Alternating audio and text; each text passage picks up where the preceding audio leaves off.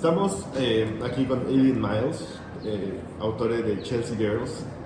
Muy contentos de que esto esté sucediendo y vamos a poder platicar con ella, hacer algunas preguntas y it's such a pleasure to be here with you today.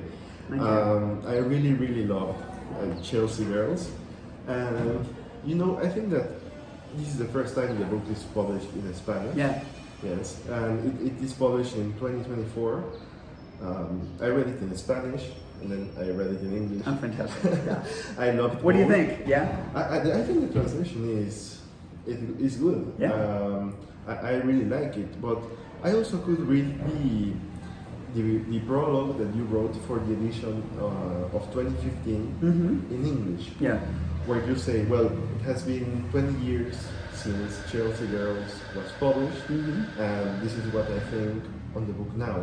So now 10 more years have gone by right. Yeah. since that happened. And I wanted to ask you, what are your opinions now with that time that has been added, and also with this book being published in a different language, in a different culture, like what kind of impact do you think that it holds nowadays?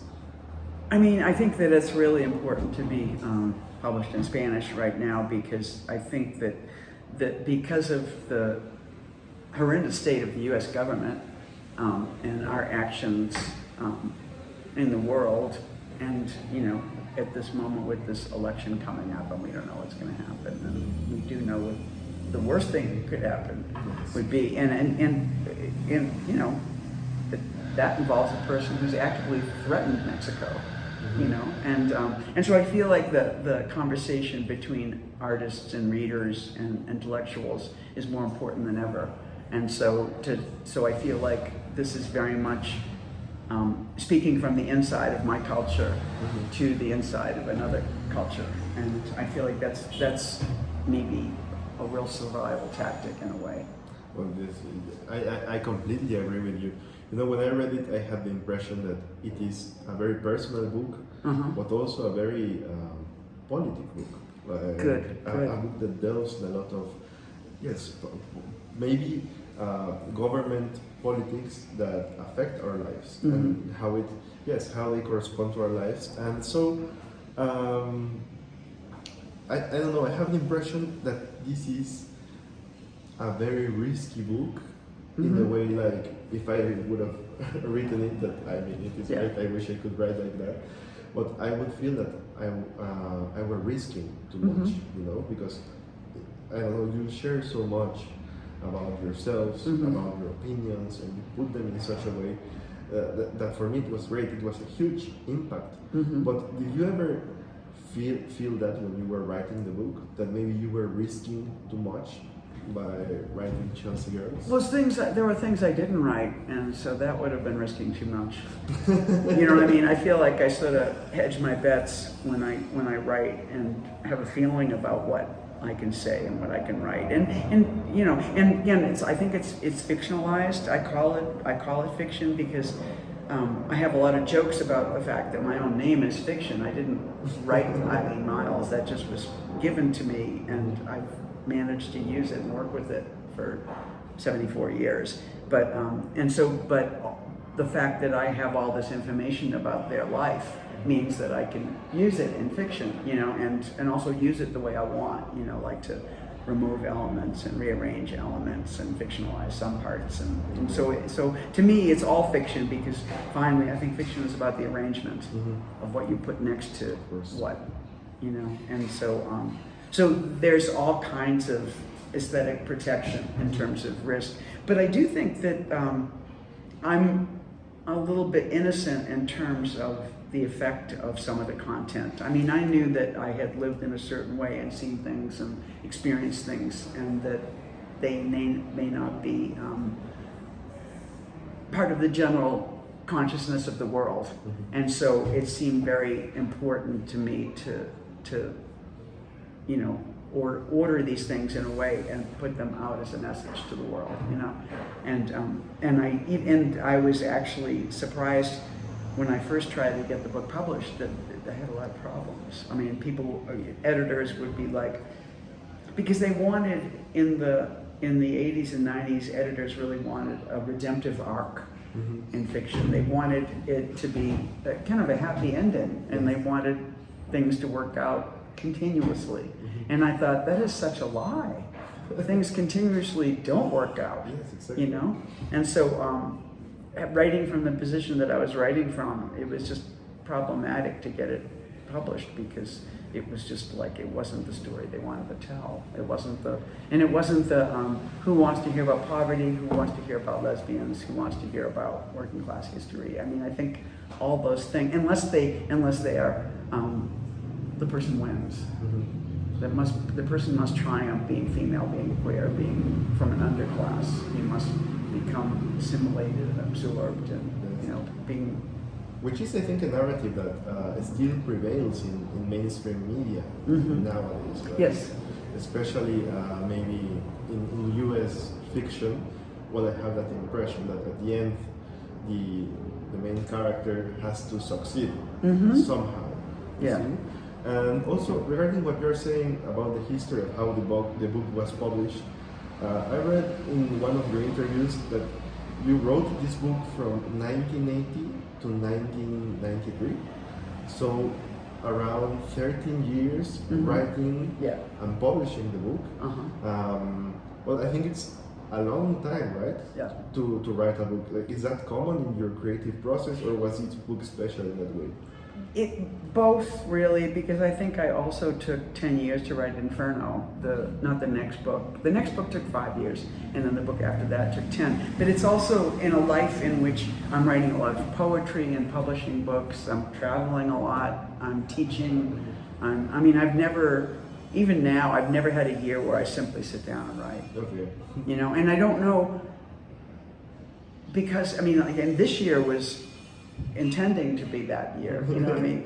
And then, for instance, this book came out in Spanish, and I was like, of course I'm going to go to Spain and Mexico, you know? So right away I was traveling, and then somebody said, what about Norway? What about Brussels? You know, and suddenly I'm traveling for 2 months. Okay. And so I think that some part of me doesn't want to sit down for 12 months and write, you know? Maybe 9 months is better for me. So I feel like, but earlier in my life, the conditions were such that I would go to an artist colony for a month and write like crazy, and then I wouldn't touch the book for 6 months, or I would write, I would really write 1 chapter a year.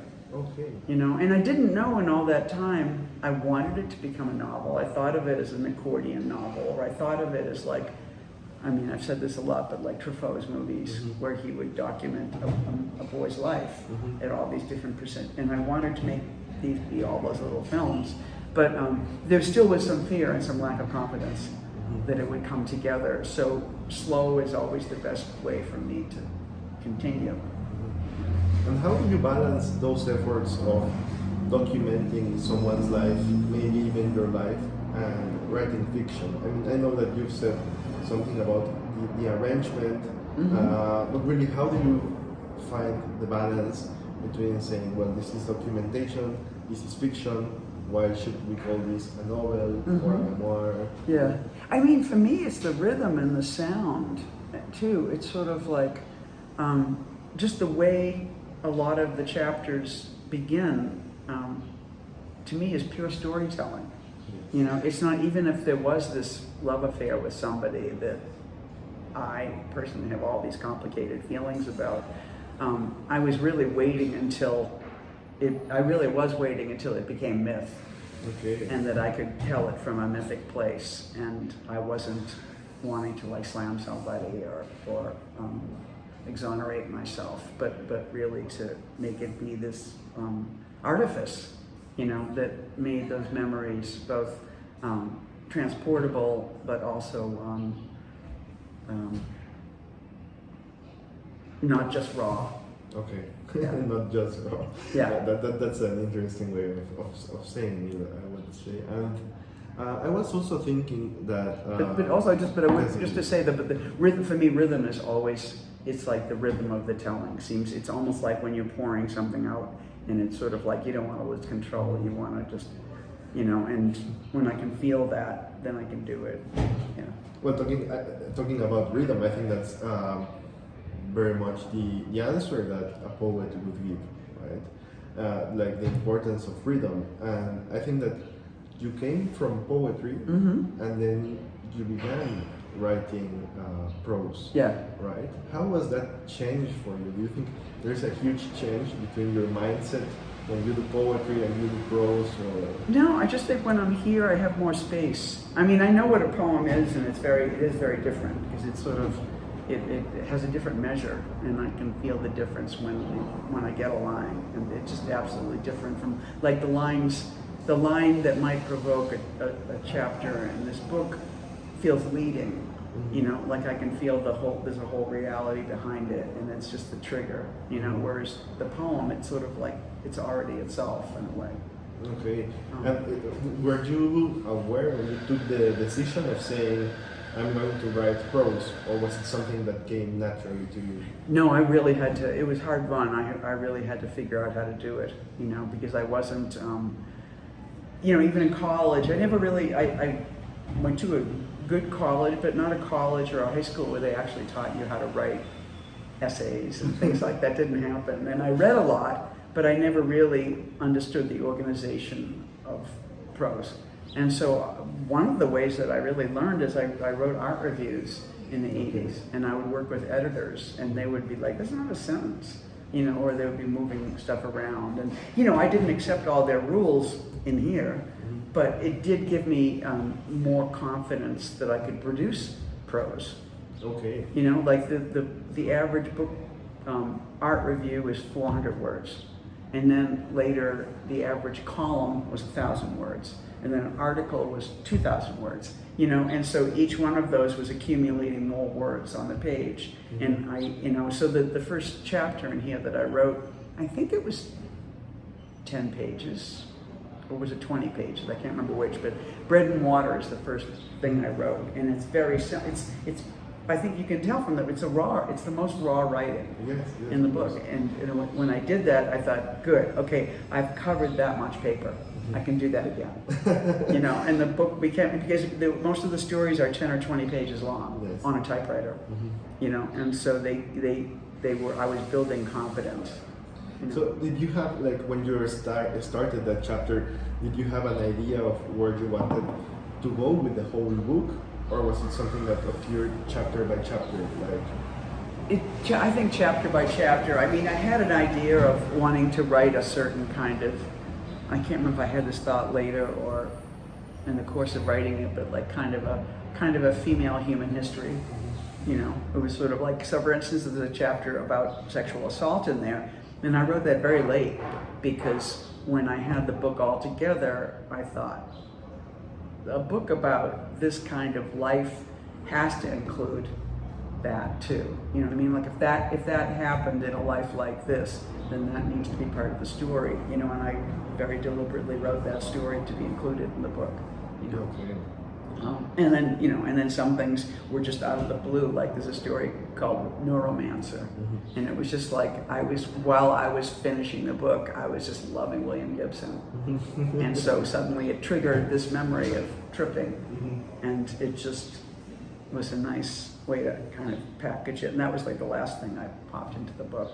Okay, that's interesting to know. Also, now you were saying a while ago that you have to teach classes, you travel a lot because of your books. Like you wrote art reviews in the past. Right. I like a lot the moments in the book where there's a doubt about what is going on in life, and it's like, am I an artist? Am I a poet? Am I a writer? Yeah. And I like the irony. Yeah. When it is when you write things like, I need to call myself an artist so that I can get have money. a scholarship. Yes, exactly. Get some money or something like that. I guess I'm not an artist. I didn't get the money. Yeah. And I mean, now that you still do a lot of things, like, do you think that you are in a better position to say, I am an artist, or do you still don't feel very comfortable doing it, or how would you like to call yourself in that way, a poet, an artist? Yeah, I mean, I like to say I'm a poet first, but I think a poet is an artist, I believe, you know. So yeah, now that's very simple. I mean, I think, it was difficult to say when I was younger because I thought something or somebody was credentializing, and trying to decide if, but it's funny, even now you'll be on a plane and the person next to you decides they want to talk and they're like, so what do you do? And I was like, I'm a poet. And the first thing they say is, are you published? Oh, really? They're testing you right away. And then I say, yes, and they're always really surprised. They just think you're just kind of some blowhard on the plane that wants to tell them their dreams or something, and then they were like, well, They Googled you immediately. Yes, yeah. To see who you are and what you've done. Actually, it was very interesting. When I was in Spain, I was taking the train from Barcelona to Madrid, and to my right there was a whole family sitting there. There was a man. The man was seemed to be about my age, and there was a woman next to him, and then two kids over here, like teenagers. And it seemed like the way I think of it was a Spanish man had married an American woman, and these were her children from a former marriage. That's what I think was going on. Don't know. And we started to talk, and I said that I had just been in Barcelona, where I had not been since Franco was in power. And I said, so it's really changed. He goes, that's not that different. And I was like, what? Franco was not that bad. And I just suddenly, I was talking to a completely other kind of human being. And then he asked me what I did. And then I told him I was a writer. And then he was like, what's the name of one of your books? And then I gave him the name, or actually, he gave me his email. He wanted me to write him the name of my book. And I haven't written him yet, but it was so crazy. And I feel like I was in this conversation with kind of a fascist. Yes, well, I mean, but I didn't know they still existed, that people who would say, no, Franco was great. Well, and the way the world is going, at least I have the impression that there are more and more yes, every day. That is, well, at least for me, really sad. And I think it's something that I appreciated about your book, because you said that, in your opinion, this book is talking from your culture to our culture, now that it's translated. When I read it, I felt that it is a book very rooted in counterculture movements of the 80s. I was thinking, and of course, counterculture movements are very political, and that's part of the thing that makes them special. Yeah. And I was thinking, is there such a thing as counterculture nowadays? Yeah, I mean, I guess somehow, I think we don't use the word so much, but when I think about the protests I'm involved in, and when I see who comes, that's who they are, or the reading I did last night when I saw that audience, that's who they are, So I think there's a thriving young and older community of people who do not feel comfortable with what the world has become. I mean, the thing is so interesting is it's so much about money. I find myself thinking this a lot lately, that what we thrived in New York in the 70s and 80s was a broken city. New York's poverty was our wealth, and we got to really do a lot because nobody was watching, nobody was surveying, nobody was owning, and increasingly as all the spaces are owned and the culture supposedly is wealthy, but not, obviously not to the vast majority of people, but it's sort of like everybody is living these lives of running to catch up to figure out how to live in the city of wealth when it used to be a completely different feeling. Yeah. I mean, I was trying to find out if it was a mathematical formula. The formula was completely different. Okay, and now that you talk about these young writers that you see when you do readings, I think there are many younger writers than you that have praised your books. That's my audience. It's really crazy. I mean, I'll see there was nobody older at the reading last night. I don't think there was anybody anywhere near my age, which is really crazy. But I mean, for me, this feels like a very youthful reading. Well, that's what it is. I mean, it's sort of like it was, and I wrote. I mean, one of the things I like to think about too is that I had stopped. The story of my father's alcoholism is very real, And I am an alcoholic. You know, I haven't drank since the time I was writing this book. You know, I knew I was going to die if I kept it up. You know, so I wrote this book in the time with maybe the story Bread and Water I wrote while I was drinking and drugging, and all those things were that was very documentary, that chapter. But all the rest of it was in memory, and I was a sober person. And yet what I didn't want to write was the happy redemption, and then they got sober and everything. You know, what I wanted to say was how much fun it was. You know, what a mess it was, and what a disaster our lives were, but how beautiful that was. Mm-hmm. I mean, it seemed that was what I wanted to pull out of the wreck, was the beauty of it, you know? Okay. I think that that's perhaps something that young people respond to, that it's not a book about fixing yourself. And also, I didn't know that you were sober when you wrote the book, because I think I underlined this part when you say, like, I do not want to stop drinking because that would make me an alcoholic. Yeah, but see, I wrote that when I was drinking. Oh, okay. That's the chapter, So you went sober while writing the book? Yeah, pretty much. Yeah, okay. Yeah. That's interesting. Yeah. And also, so again, my mind was becoming a new thing all the time. So I was recovering memory.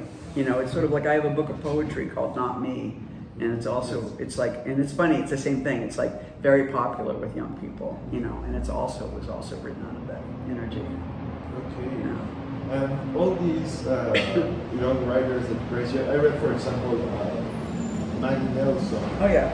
Saying wonderful things about your We're books. good friends. I've known Maggie since she was quite young. Yeah. Oh, really? Yeah. But do you have an interest in reading younger writers or books that are published, contemporary fiction, contemporary poetry? Oh, yes. Well, I love it. Yeah. Yes? Is that like what you read the most? Probably. I mean, it's like sometimes I can't keep up with it because I can't tell you how many books I get asked to blurb. You know, young writers all want me to blurb their books.